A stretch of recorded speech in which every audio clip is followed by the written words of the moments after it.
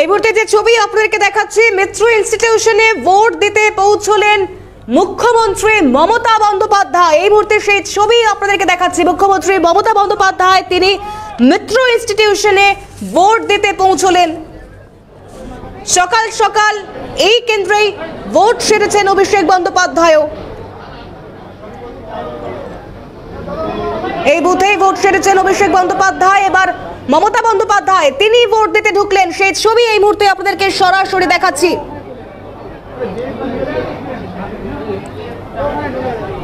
লোকসভা কেন্দ্র কলকাতা দক্ষিণ, যে কেন্দ্রকে তৃণমূল কংগ্রেসের আতুর ঘর বলা হয়, কারণ এই কলকাতা দক্ষিণ মমতার শৈশব, বেড়ে ওঠা, বহু লড়াই, সাফল্যের সাক্ষী। আর সেই কেন্দ্রে এবার তৃণমূলের প্রার্থী মালা রায়।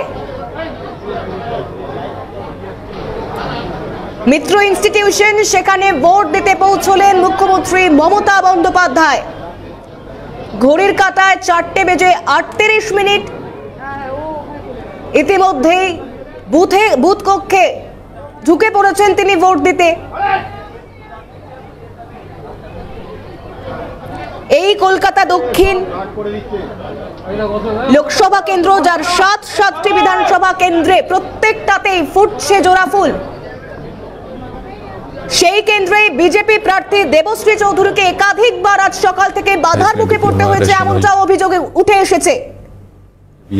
বাম প্রার্থী সায়রা শাহ হালিম, যার প্রচার থেকে শুরু করে আজও সমানভাবে একইভাবে বাধার মুখে পড়বার ছবিটা স্পষ্ট। সেই কলকাতা দক্ষিণ, যেখানকার তৃণমূল প্রার্থী মালা রায়, তৃণমূলের দখলে থাকা এই কলকাতা দক্ষিণ অবশ্যই মমতা বন্দ্যোপাধ্যায়েরও এক প্রকার বেড়ে ওঠা শৈশব, সমস্ত কিছুই অনেক সাফল্যের সাক্ষী। সেখানেই এবার ভোট দিতে ঢুকলেন মুখ্যমন্ত্রী মমতা বন্দ্যোপাধ্যায়।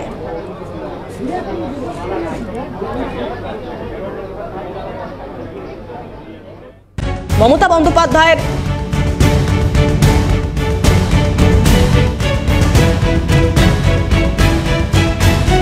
ভোট দিয়ে বেরিয়েই সকলের উদ্দেশ্যে, সংবাদ মাধ্যমের উদ্দেশ্যে, সেখানকার অন্যান্য ভোটারদের উদ্দেশ্যে ভিক্টরি সাইন মমতা বন্দ্যোপাধ্যায়ের।